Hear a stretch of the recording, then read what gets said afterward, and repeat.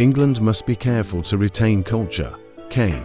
England must be careful to retain culture. Kane. England captain Harry Kane in training. Image source, Getty Images. Image caption, Harry Kane has scored a record 68 goals in 102 appearances for England. Harry Kane says England must be careful not to lose the strong team culture they have built. Following his criticism of players pulling out of the squad, 9 of the players called up by interim head coach Lee Carsley withdrew from the squad on Monday before Nations League games against Greece and the Republic of Ireland. In an interview with ITV leading up to England's 3-0 win in Greece, Captain Kane said he was unhappy about the amount of withdrawals, adding, "England comes before club." Before Sunday's encounter with the Republic of Ireland, the striker, 31, spoke to the media. He said, "I probably didn't expect it to get as much coverage as it did, but it was my opinion. The November camp has always been a difficult camp. Even if you look at other years, other players have pulled out. It's a tough stage of the season." Former England manager Gareth Southgate transformed the culture within the national team and led the Three Lions to consecutive European Championship finals and a World Cup semi-final in 2018 during his tenure. Kane said such a culture takes a long time to build and maybe not so long to lose if you're not careful. He added the autumn camps after a major tournament get forgotten about a little bit, but are really important. England will be promoted to Liga if they beat the Republic of Ireland in Sunday's Nations League match at Wembley. If we win, it sets us up really well for the year ahead going into the 2026 World Cup, said Bayern Munich forward Kane. These are the camps where you build that culture and togetherness that lead you into the World Cup. It is just a reminder that playing for England is really, really special. For me personally, it is one of the greatest things I do as a professional footballer. Thomas Tuchel takes over as England boss on 1 January, and Kane said it was up to the experienced players to pass on the message about team culture to the younger ones in the national setup. I'm sure Thomas will come in and have ideas on ways he wants to build his culture, added Kane. Ultimately, we have had some really good tournaments, and it's about sharing those experiences with the players who haven't had as much exposure to that. Kane was dropped in favour of Ollie Watkins for the win over Greece before replacing the Aston Villa striker on 66 minutes. The former Tottenham forward, who is set to start against the Republic of Ireland, said he was a little bit shocked at being dropped by Carsley. "I've made it clear that I want to start every game," said Kane. "I want to try to help the team. I understood his decision, but it was new for me."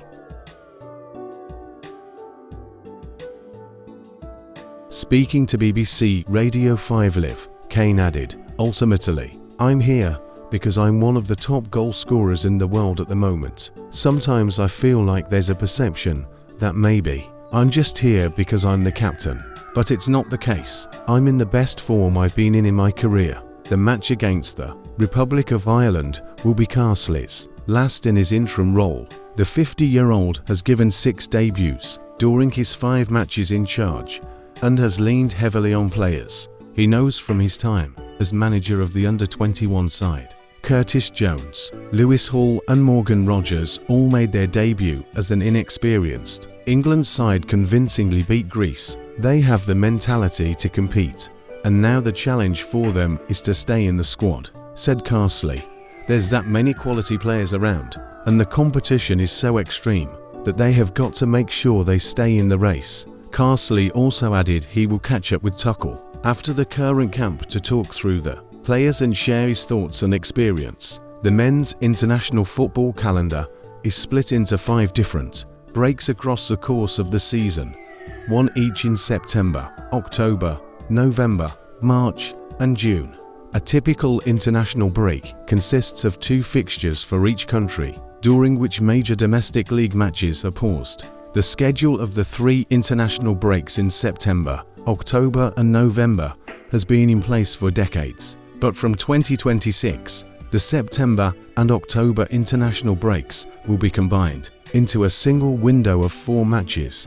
Dates are set so far in advance that the calendar for international breaks has already been published as far as 2030, European nations compete in 4 kinds of matches during international breaks, depending on which major tournaments are coming up. Fixtures can be classed as FIFA World Cup qualifiers, UEFA European Championship qualifiers, UEFA Nations League fixtures, or friendlies. Are there more men's international matches than before?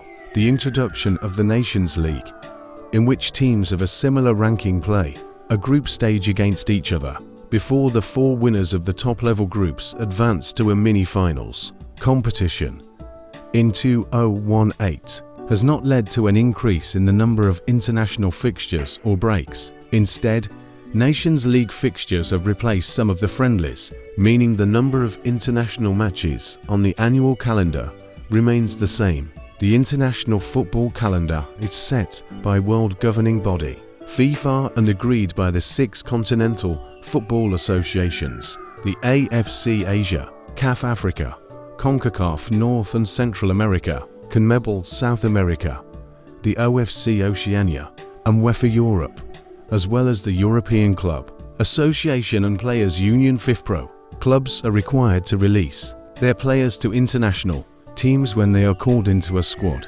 A player is entitled to take up to 4 days away from club duty per international fixture, rising to 5 days for matches played on a different continent, meaning players tend to train with their international teammates for about 10 days during breaks. The frequency of international breaks, particularly the 3 which take place in consecutive months in autumn, often draws eye from fans of clubs competing in the world's major domestic leagues, but the national football associations of countries lower down the FIFA rankings often rely heavily on revenue from broadcast rights for fixtures played against other nations. That money plays a key role in maintaining and developing football infrastructure in those nations. In recent years, greater attention has been focused on the well-being and workload of football's elite players, who in many cases are playing more matches than ever. But while top-level club competitions, such as the UEFA Champions League and FIFA Club World Cup, have undergone significant expansions, international fixtures numbers have remained largely the same. You're welcome in our community updated sport news. Click on the subscribe ring for becoming one of the community members who gets, firstly, the sport documentary, historical sport background, and other related updated news. Never forget to write your comments, which are very important things for improving the next